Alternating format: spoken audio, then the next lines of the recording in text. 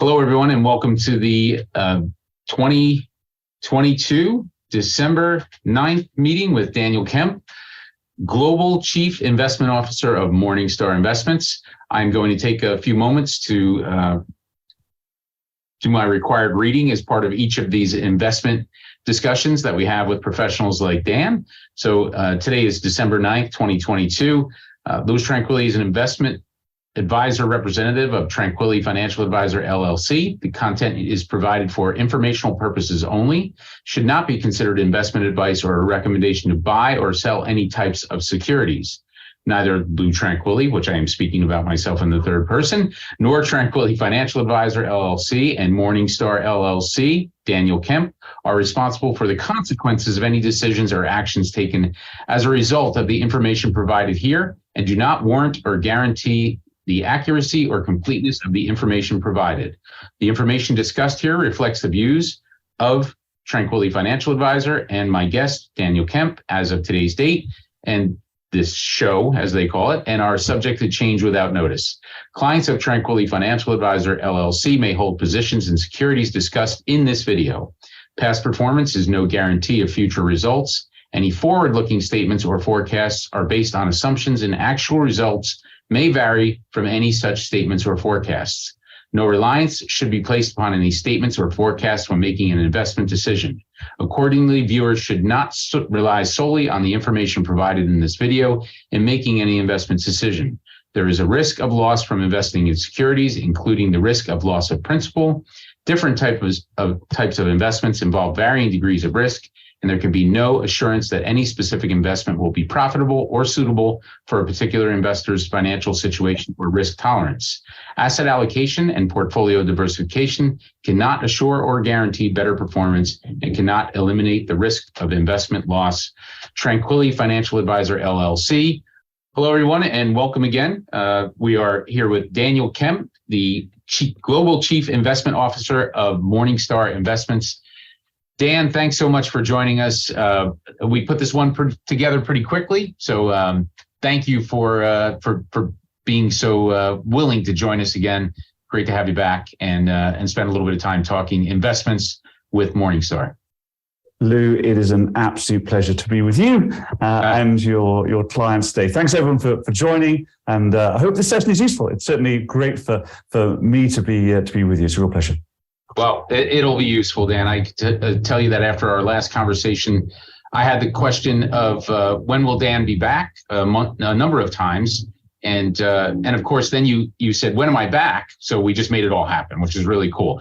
And for everyone not watching live, watching the recording of this, there will be no charts and graphs. It is a conversation, as we always have. And you can simply put us on and listen to the wonderful tones of Dan's British accent. Okay, so and my Jersey accent. So anyway, Dan, let's jump to it. We had a few topics in here, and we'll take about 40 minutes or so to discuss. And the topic of the year. It's not daily at this point, but it is still headline inflation. And part of the reason that it's so nice to talk with you, because you do have a perspective of Europe, being in London, your location. So give us, if you don't mind, the perspective of U.S. inflation from your vantage point. And then, of course, we'll say world inflation and how it's impacted 2022 and how you see it moving forward. Yeah, sure. Thanks, Lou. I mean, I think the first thing I'd say about inflation in the US from a European and a British context is that it could be a lot worse. The inflation we've had in the UK has been about 11% recently. So it's persistently high. One of the reasons it's so high in the UK and a little bit lower in the US is that the dollar has been very strong against other currencies. That's reflected the fact that when investors get nervous, often money goes home. It goes back to the US if it's been invested overseas. People look for strength, and the dollar is typically the strongest currency. It is the benchmark, of course, around the world. And so that's allowed inflation to be a little bit lower in the US, but it's made inflation much higher in Europe and the UK, because of course all of the commodities that we use, which we know have been really expensive this year, are priced in dollars. And so we end up paying much more for gas and oil and everything else. So inflation is very, very high. The other aspect to inflation, of course, when we're seeing it in the headlines, is that we're always looking at past inflation. We feel inflation, we feel price rises every time we go shopping, but the inflation data we get is always backward looking. So it's always telling us about the past rather than the future. And that's really important because, of course, when the Federal Reserve, the central bank, and others are making decisions about interest rates, making decisions about how to tackle inflation, then they're looking forward, and inflation could be changing even as they're making these decisions about the future. So when we think about that inflationary path ahead of us, even though we're beginning to see some declines in inflation, which are very welcome. And remember that declines in inflation are different from a fall in prices. Inflation is not the level of prices, it's the rate of change of prices. So you can have falling inflation, but still have prices going up. So we'll still feel this squeeze on our spending, even if inflation comes down. And it's only when prices are actually falling, when we have deflation, that you see that real change. But anyway, as we look ahead, we see that inflation is beginning to subside, which is good. Prices are beginning to stabilize as we get used to the change conditions of 2022. The challenge is that, of course, things may happen ahead of us, which pushes inflation up a little bit. And there's so much focus on inflation. It's really important not to get too carried away with expecting it to either continually fall or to continually rise. In reality, it could do both from here. And so it's important not to be too fixated on knowing what the future path of inflation is, because it can change quite quickly. No, I think that's excellent framing, because the fact that it's dominating the news, it seems almost impossible from as being a human being to detach yourself from the fact that, well, inflation down 0.5%. Well, I can assure you that a couple of years ago, no one was discussing inflation, but now it's top of mind if it's down 0.5%. But if it's back up 0.5%, everyone's still talking about inflation. So it's moved itself right, or I should say front and center. And it's reported on endlessly, and what the Federal Reserve in the U.S. What they're dovish or hawkish, if you're familiar with I know you are, Dan, but for those listening, dovish meaning they're saying they're lowering interest rates. Hawkish, they want to continue to raise interest rates. You're hearing so much commentary on that. It's hard to detach yourself from that being the critical number, being the critical piece of information that drives investments up or down. And of course, then you see markets react as they did after Jerome Powell spoke, indicating 75 basis point interest rate increases were probably done. But so the market jumps for a few days, exuberant reaction. However, it's as if it took a couple of days for everybody to digest the rest of his sentence, which was, we are not going to stop until we finish the job. That was the key piece of the conversation. So it's very interesting. If I can just ask, give me a brief then on what it means. What if inflation moves in a range now, up or down, let's say 1% for a 6-month, a 1-year period? What does that mean to the stock market or even the bond market? Yeah, that's a good question, Lou. And they're really two different impacts. And so when we think about shares, equities, stock prices, what we're really trying to do is work out what the value of the future profits of those businesses will be in today's terms. And so, of course, the higher the inflation is, then the less valuable those future earnings are in today's terms, because we know that what inflation does is just erode the value of money. And so when people are thinking forward and thinking about what a company is worth, then not only do you have that erosion of value. Now, for some companies, they'll be able to put up their prices in line with inflation, even ahead of inflation. We see that quite often in these situations. And so they could maintain their value. But for others that aren't able to put up their prices, then they could see the value of those businesses decline. And so that's one of the reasons we've seen share prices decline this year, particularly those share prices of technology companies, where so much of the value of those businesses is not in the profits that they make today, but in the growth in profits that people are expecting over the next 10, 15, 20 years. And so when people talk about a technology company, they seldom talk about how well it's doing today. They're talking about the growth and how well it's going to do in the future. And so when that future looks more difficult, more challenging, then you have this decline in value. And additive to that, of course, is that as you see high inflation, that's when central banks put up interest rates to try and control inflation because it's so bad for all of us.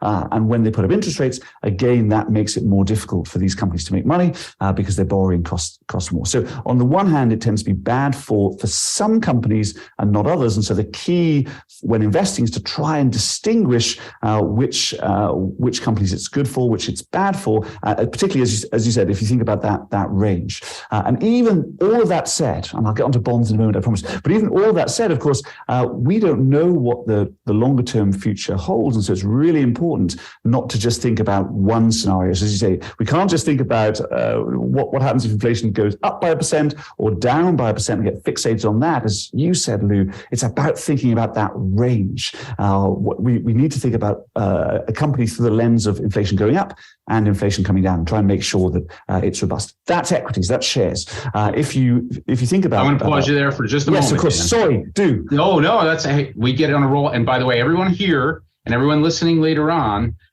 they want you to work that out. Okay, what it means to stocks, so they're glad to listen. But I do want to point or mention this.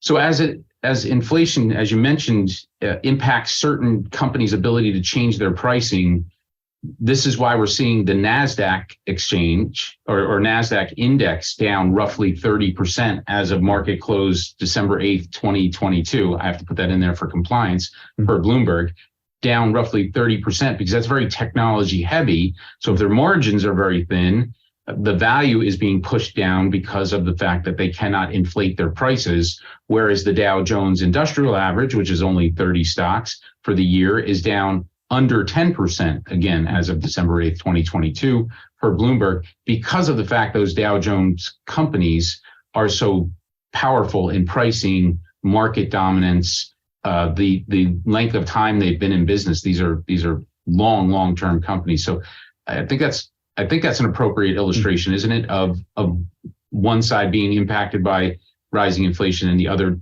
not being impacted quite as much. Yeah, you're absolutely right, Lou. So it is that difference, and that, I mean, you've shown it perfectly there, and it reflects the fact, as you say, that for the Dow, where these are much more well-established traditional businesses, more of the value is in the near term, whereas for the technology stocks, much more the value is expected far into the future. And so, as you say, that shows that difference in inflation on these different types of stocks. And so, understanding how inflation will impact those stocks, both rising and falling, is so important when putting together a portfolio. Okay, and we're counting on you, Dan. All right. So now to the bond market. I'll just restate the question. A range of inflation from its current point, how it impacts the bond market moving forward. Yeah, absolutely. And so to answer this question, it's really important to just dig into the arcane world of bond math for a moment. I promise it will only be a moment. But if you think about a bond, then what you're buying typically is a fixed stream of payments. So not like if you're buying a stock and you're expecting the dividends that stock pays to go up over time as the company grows. With a bond, typically it's a fixed stream of payments. And to determine what those payments are, of course, you look at the interest rate set by the government, the Treasury, but also you look at other bonds in the market. And the way it works is that the higher interest rates are across the market, the lower the bond price. So if you own a bond, and let's say it's priced at $100, then if interest rates rise, then the current price of that bond will be lower. So bond prices are inverted relative to the interest that you receive from them. And so if you own a bond and you're taking a steady stream of cash interest from that bond, you won't notice necessarily a change in the cash interest you receive, just in the price of the bond that you own. And of course, if you own a good quality bond, then the hope is that when it gets to the end of its term, then you'll get the full value of your money back. I won't dig into any more than that, but just remember, when bond prices go up, it's because interest rates are coming down and vice versa. So when you have this situation of high inflation, that the response by the central banks is almost always to put up interest rates. And as they put up interest rates, of course, bond prices fall, as I've just said. So the really unusual thing about 2022 is that when the stock market has fallen, bond prices have fallen as well. Now, typically, when the stock market falls, people are more enthusiastic about owning bonds, and so you have this sort of counterbalancing effect, and also people expect interest rates to be lower. This year, that hasn't happened, and it's led people to think, well, a bond's worth holding, but it's important to remember that this is actually a very rare outcome. It happened briefly about a decade ago. Before that, it only really happened in 1994. I'm sure none of you are old enough to remember that. And before that, it was in 1973. So it doesn't happen very often. When it does happen, it can seem very painful for investors, because you're seeing that double whammy of the stock market fall and bond prices fall. Dan, I remember 1994 very well. I was 2 years into doing this, and I had some really great mentors to start this work. And when the bond market tanked, I went to Barry, I'll say God bless him, he's not with us anymore. And I said, what are you talking about, the bond market tanked? They're bonds. And then the discussion of prices are different than interest rates became very clear. And it takes a year like this sometimes to really understand that. And we understand that for clients, but we want them to understand it. It's their money, of course. So thank you for that. Really what it's about in the bond market right now is the interest earned on those bonds. And of course, then, as you mentioned, quality bonds receive the amount that you paid to buy that bond back at the end of it. So I do want to jump over to we've got a couple here a couple of topics. We're going to go to geopolitics and how it's affecting investment decisions. And I won't let everybody down. We're definitely talking about crypto today, okay, which we haven't spoken about in a couple of years. So Dan, welcome. How's this? We're touching that third rail in a minute, but I want to start with geopolitics. How is it impacting? How is it impacting the decisions in Europe? We had a brief discussion about it. There is potential for people. There is the potential for people in Northern Africa to be starving based on the lack of food available to them. Head to Europe, which then puts pressure on the EU and their ability to take in those people into their countries. And then, of course, feed those people. So that is obviously a human issue, humanitarian issue, and we're hoping that everyone will step up, we'll say, for that. But the other part of that is, how does it affect the perspective of investing under these kind of circumstances they're again highly unusual?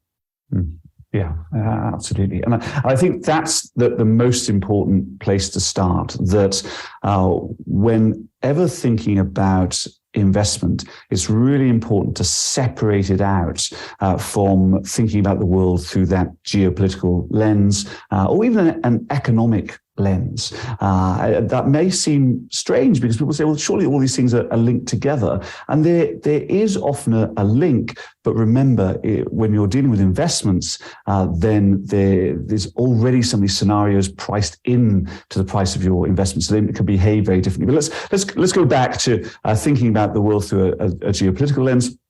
Lou, you're absolutely right. As I'm sure everyone knows on the call, Russia is a huge energy supplier, but also Ukraine is a huge grain supplier to the world. And so, as the supply of grain out of the Ukraine dried up earlier this year following the invasion. Then that led to a spike in food prices and inflation, as we've spoken about, but also a lack of food getting into some of the poorest countries in the world. And so there are terrible famines happening now in eastern part of Africa, and Lou, as you intimated, that can lead to migration, of course, as people look to try and feed their family, and that can lead to political pressure as well as economic pressure in Europe as Europe wrestles with a lot of migration into Europe. Now, remember, that's happening at a time when European nations have typically taken a lot of war refugees from Ukraine as well, and people fleeing conscription in Russia. So it's a really tough situation for European politics, coming off the back of a decade where we saw the war in Libya and the war in Syria, and of course the refugee crisis that amounted from there as well. So there's going to be a lot of news around. There's going to be a lot of politicking about how this situation should be dealt with, particularly around aid budgets, because of course, at a time when people are feeling financial stress, they're less inclined to have their governments ship money overseas. They want to see more of that money at home. So there's the political crisis that will come out of the geopolitical crisis. And then economically, of course, that has an impact as well. Higher energy prices, higher food prices, inflation, coupled with lower economic growth, which we're seeing just at the moment. Again, people are going to be worrying about their jobs. So that's all to say. There's an enormous amount of worry around in Europe across the continent, including the UK. Some of it is longer term in nature. Some of it has been sparked by the war in Ukraine. But when we're thinking about investment, it's really important we separate ourselves from that, because all the things that I've just said are all well known to investors. And if they're well known, then they should already be in the price of assets. And so there is no advantage to an investor saying, well, I understand how difficult the situation is in Europe, and so I'm not going to invest in Europe because I'm expecting prices to fall because of those difficulties, or I'm going to sell my investments if you have them in Europe because you expect those difficulties. Remember that if something's already known, it's probably in the price. If it's something that I'm talking to you about, it's unlikely to surprise anyone. What could surprise, of course, is on the upside. As we look at the other side of things, say, well, what would happen if the war finished quickly? And obviously, we all hope that it does. What would happen if some of this food started flowing again? Refugees were able to go back. All the economic activity that would have to come from rebuilding Ukraine, and that would be a surprise. And so then you might see some market movements. And so when you're thinking about that from an investment perspective, of course, the key question is to understand what's already in the price and what's not. So as we think about German companies, that's a market where everyone can see the bad news, but few are seeing that potential upside. And so it's priced as if these companies will only ever give you bad news. And that's not the case. So really important to not try and draw a straight line from any economic event or any geopolitical event to a decision that you should make with your investments. It's unfortunately never that straightforward. And by the time something's in the news, it's probably already in the price. Well, again, excellent advice. You've said it 3 times in 3 different ways. Of none of these current issues you cannot draw a straight line between, say, negative current stock market environment and then positive stock market environment, that they're intertwined. I can share with you that after our last conversation, Dan, you sent some clients out to learn more about the impact between economics and the stock market. So well done there. We love lifelong learners, if you will, kind of thing. So that is an excellent summary, if you will, of the news. Again, that we have to take it in, we have to process it, we have to decide how do we act on it as the financial advisor, as the investment advisor. And just a reminder for everyone, we're speaking with Daniel Kemp, Global Chief Investment Officer of Morningstar Investments, overseeing just about $250 billion. Dan, is that correct? $250 billion. Somewhere around there. That's right. Yep. Right. It's just a rounding error from there. If I didn't get the exact number, so nicely done there. So now let's talk digital and crypto, because this is just such a fun topic. Not because we're crowing about being correct about it. I would not do that. That'll get you burned every time if you start thumping the chest or anything. However, I just can't resist sharing this quote that I've added to one of the shorter videos, which is, it ain't what you don't know that gets you in trouble. It's what you know just ain't so.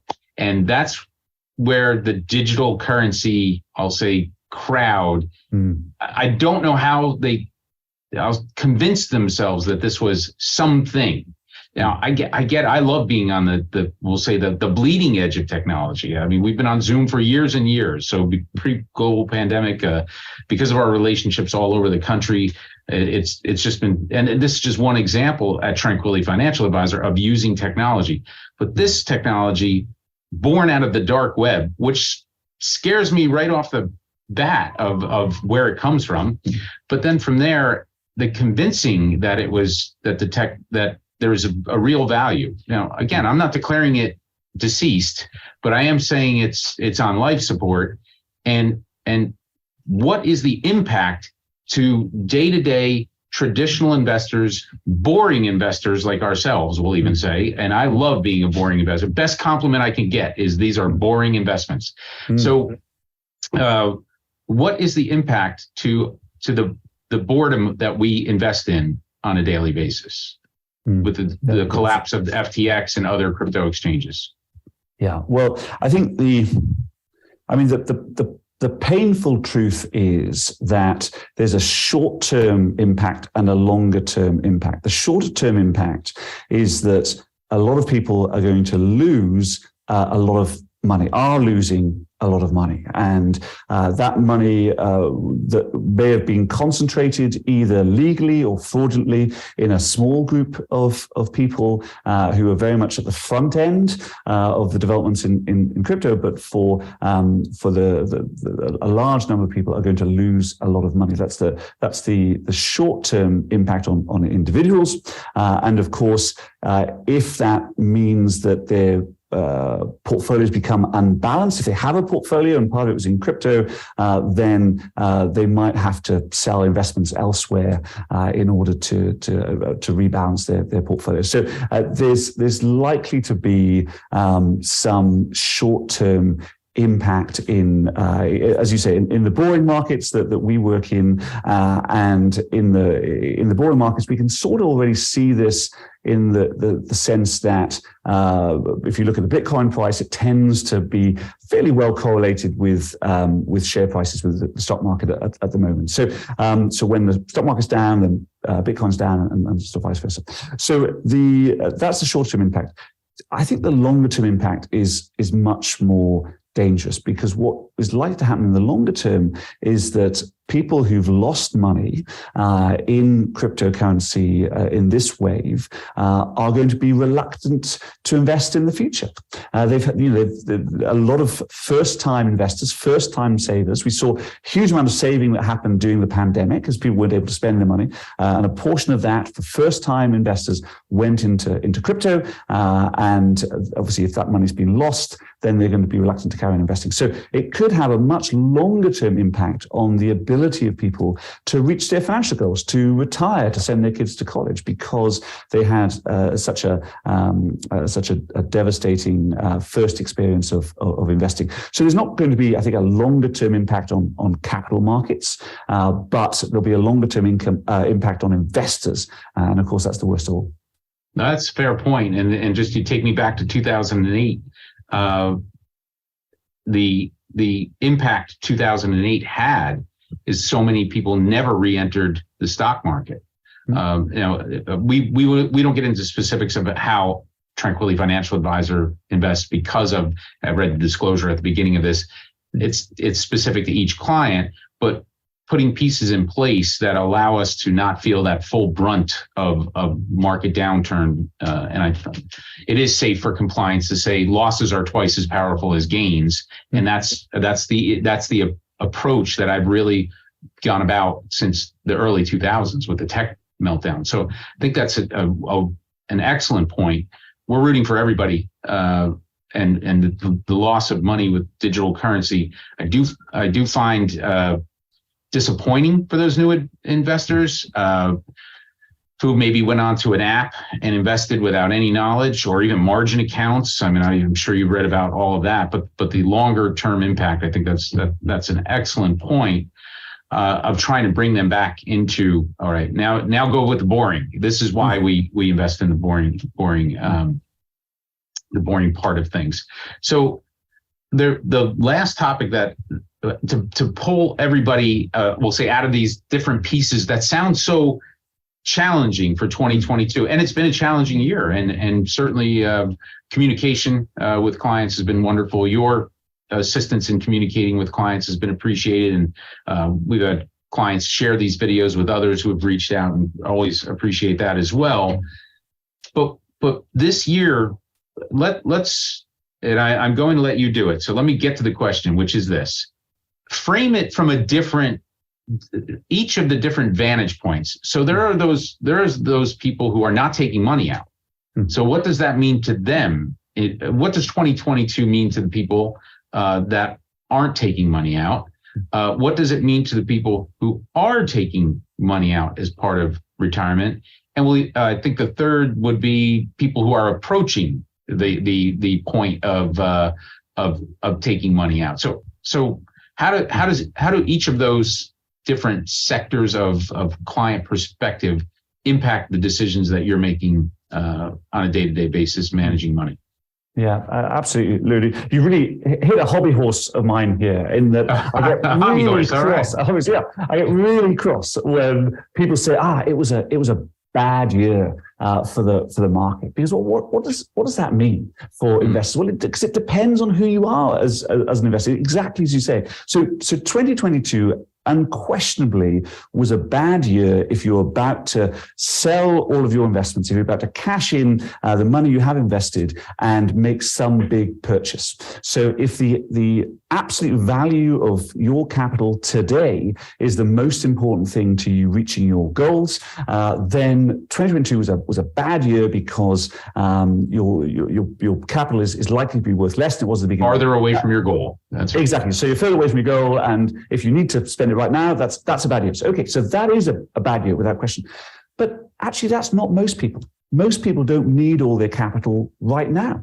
And so for people who are still saving, who are still investing, or even drawing an income from their portfolio, actually 2022 was a pretty good year. And I know that sounds counterintuitive, but what we've dealt with in 2022 is falling prices. So if you're still investing, if you're still adding to your portfolio, then you're able to buy at lower prices than you were this time last year.